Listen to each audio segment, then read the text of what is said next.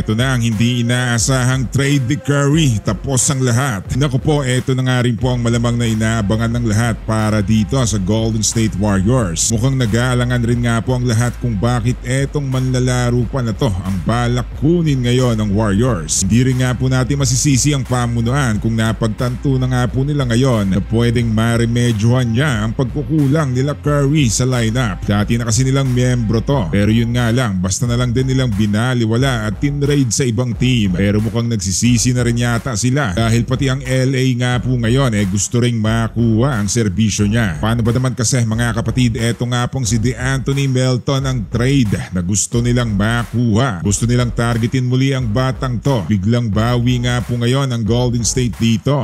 Ayon pa nga po si The Athletic, pati nga rin po ang Lakers ni Lebron sobrang interesado rin sa kanya. Naging vital piece nga po to dati ng Memphis pati ng Philly bago napunta sa Warriors at pinakawalan. Perimeter pesto ng Sixers na matinik gumuwardya ng gwardya at tumira sa tres. Kaya gustong gusto siya dati ng Warriors din. Nung makuha nga po ng Dubs, maganda naman sana ang nilalaro niya. Napakadesenteng 10.3 points, 3.3 rebounds, 2.8 assists at 1.2 steal. At napaka-efficient nito sa shooting dahil 40.7% to sa field. Samahan mo pa nga po ng 37.1% beyond the arc. Pero nang dahil nga po sa injury, bigla-bigla kahit si Curry malamang nabigla rin. 18 raid nga po agad ng Warriors sa Brooklyn. Malamang kahit si Melton nga po napakamot rin ang ulo dahil mukhang nag-iba nga po ang ihip ng hangin para sa Warriors. Matapos lang nilang palaruin to ng 6 games at nung na-injured trade agad. Ngayon nagpaparamdam din agad ang Dubs at mukhang nagsisisi na rin Bagamat hindi rin nga po basta-basta ang ACL injury na tinamo niya. Para sa Warriors pwedeng sapat na rin to dahil low risk high reward sila sa batang to. Bata pa rin naman si Melton kahit papano kaya pwedeng malaki pa ang tsansang makarecover to ng husto. At dito sa low risk high reward mababa lang ang pwedeng matanggap nitong sweldo dahil bumaba na rin nga po ang value niya. Pero kung ikukumpara naman sa napaka-versatile nito sa depensa, ito ang kailangan nila Curry maging ang LA at kahit sinong kupunan pa man sa liga.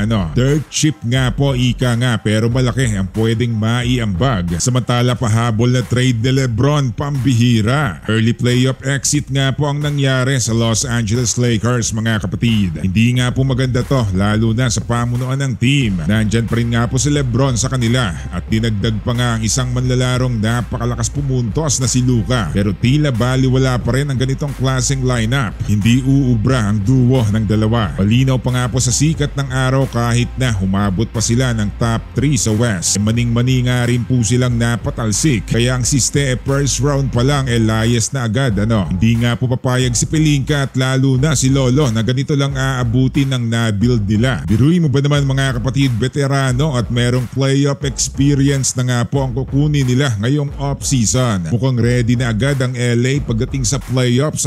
Ito na nga po ang punteriya nila ngayon. Para nga naman din hindi na sila maalanganin kapag sumapit ang postseason. Ang pinakauna nga po sa listahan nila, hindi lang basta veterano to dahil may championship experience din nga po ang mamang to. Hindi na nga po tayo magpapaligoy-ligoy pa, ang tinutukoy nga po natin walang iba kundi itong si Chris Middleton. Pero ang malalagas naman nga po sila Hachimura, Gabe Vincent, 2025 number 55 overall pick. Sulit na sulit nga daw to para sa ibang mga fans at talagang antimano na rin nga pong nilalako ng LA si Hachimura dahil mukhang hindi na rin nga po siya ganun ka-effective gaya ng dati. Nasa Wizards na nga po ngayon itong si Middleton. Marami rin nga pong nagulat nang bigla siyang pakawalan ng Bucks. Kahit nga po si Giannis ayaw sanang matrade ang mamang to. 47.5% ang shooting nito sa field. Kaya napakalaking tulong nito kahit sinong kupunan pa man sa liga. Lalo na nga po pagdating sa championship game dahil isa nga din po to sa bumuhat dati sa Bucks. Walang duda nga po na napakalaki ng maiambag nito kila Lebron at Luka, diba? Tignan na lang natin dahil lahat nga rin po pwedeng mangyari sa liga.